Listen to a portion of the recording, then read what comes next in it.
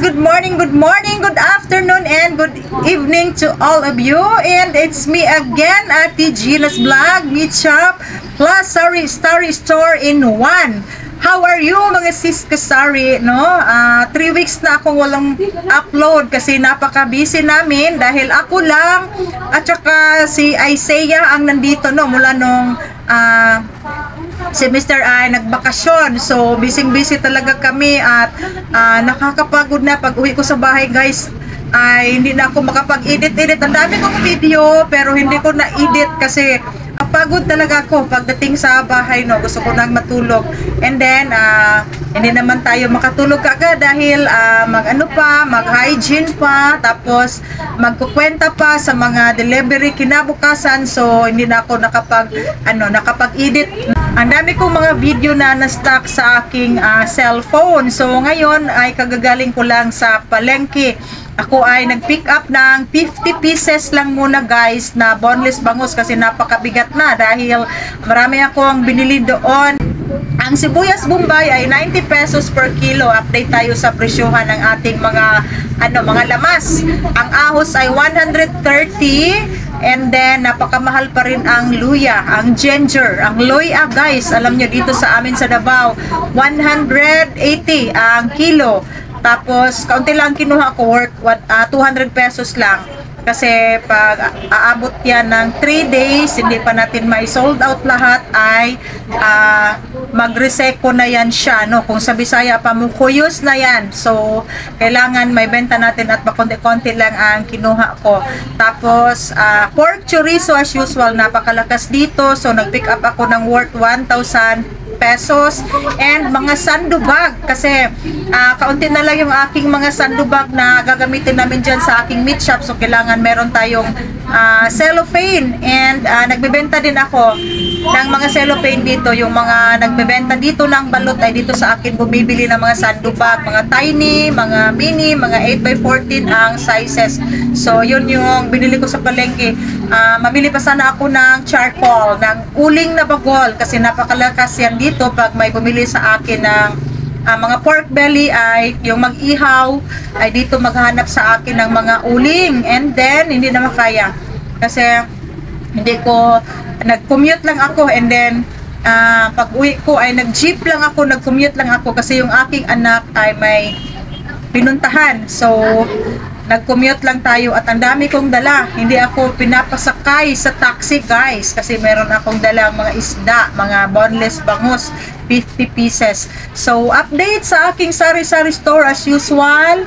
Eto, guys, dalawa ang ating gondola dito. Dalawa ng aking gondola. Ito yung dito sa meat shop, and then yung isa, meron akong gondola dyan. Yung isa, yon.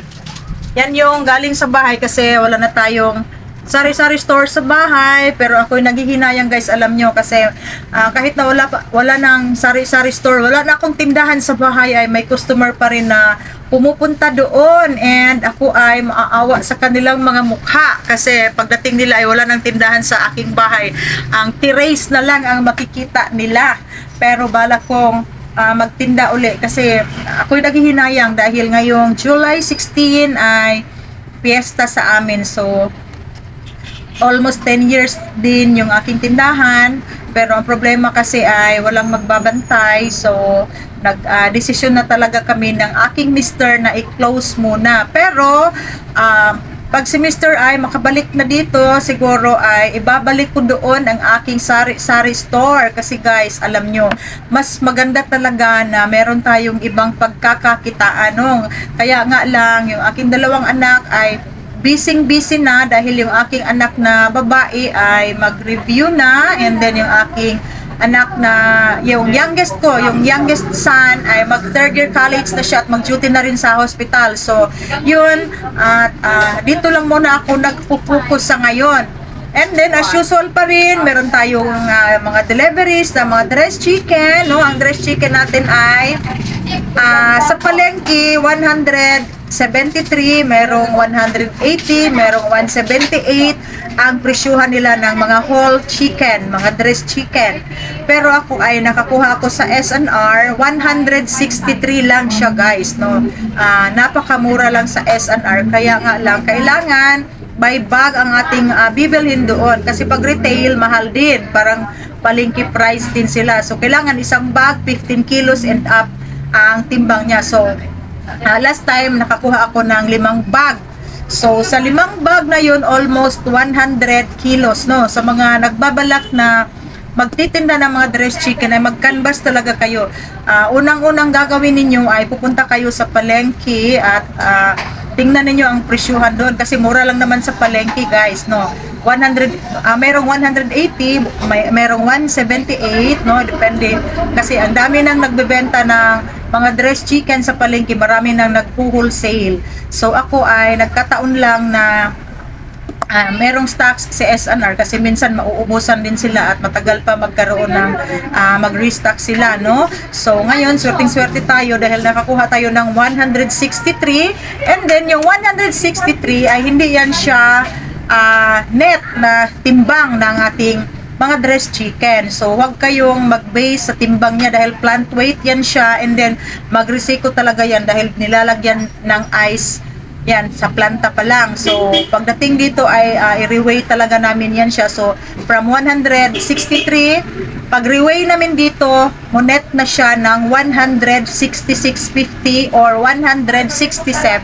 So mas mura pa rin kasi sa palengke 180, 178. So yun ang lamang natin na makakuha tayo sa S&R, no? Sa mga taga Davao na gusto magtitinda ng breast chicken, mga frozen foods, magpa-member na lang kayo sa S&R para maka-avail kayo sa mga wholesale price nila. Okay, kasi may nagpi-PM kasi sa akin pero taga Kidapawan siya. Okay, at sa karning baboy 280 pa rin. Sa S&R 280, si Chubbs 280, si DBS 280. So dito ako kay Chubbs kasi meron akong 3 days term. So pareho lang ang presyo nila and na-deliver pa dito, may term pa ako. So doon ako kay Chubbs. Okay, yun guys ang update sa aking sari-sari store and meat shop. And shout out to all of you. Ang tagal ko nang walang guys, walang update and upload sa aking YouTube channel. Okay, at shout out din sa aking Mr. sa Canada. Hello Mr. Thank you for always watching and contacting me here in the Philippines. And shout out din sa pinsan ni Mr. no, Ortega family sa Ottawa. Okay, at yun lang guys ang ating update sa aking sa aking tindahan dito. And thank you so much for always watching my vlog, and thank you sa aking mga subscribers, sa aking mga silent viewers. Thank you so much, and see you in my next vlog kasi mag 5 PM na at ang aking anak ay mamaya uuwi na yan siya. So siya lang muna nagbabantay kanina habang ako ay namamalengke dahil nagre-review na siya guys, and then ang graduation niya ay next month, July. Okay, at isa na lang talaga guys yung nag-aaral na na anak ko at makapag-relax na tayo. Okay, yun lang guys ang aking i-share, and thank you so much and have a nice day. Happy weekend everyone and happy selling mga Cisco Sari. Bye bye.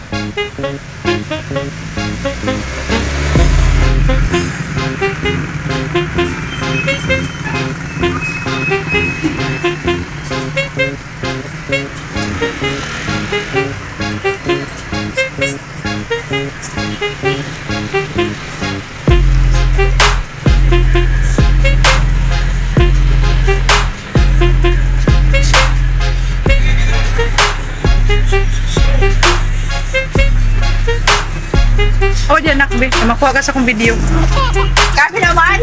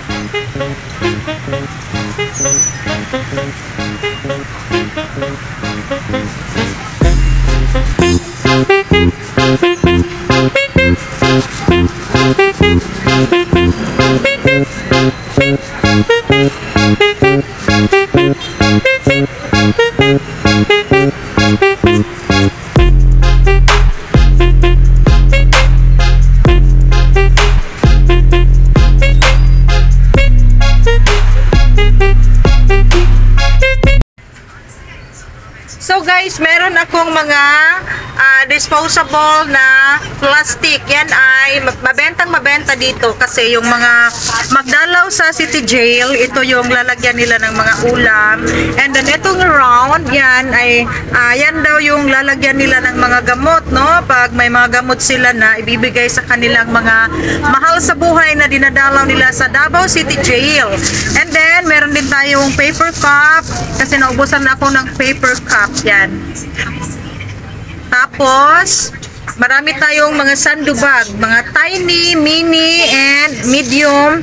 Tapos, meron din akong biniling calypso para sa aking mga mantika na repack. So, ito guys, lahat ang aking napamili sa palengke at saka yung pork chorizo and boneless bangus 50 pieces. Nag-pick up na lang ako para hindi lugi yung ating biyahe. And then, meron din akong 10 ounce cup na naman. Yan guys, oh, hindi talaga ako nagpapawala ng 10 ounce na cup kasi mabenta ito dito. So ito yung mga cellophane, mga cups. Meron din akong paper plate sa ilalim. Marami yan at saka mga Texas na ice wrapper and ice candy wrapper. Okay.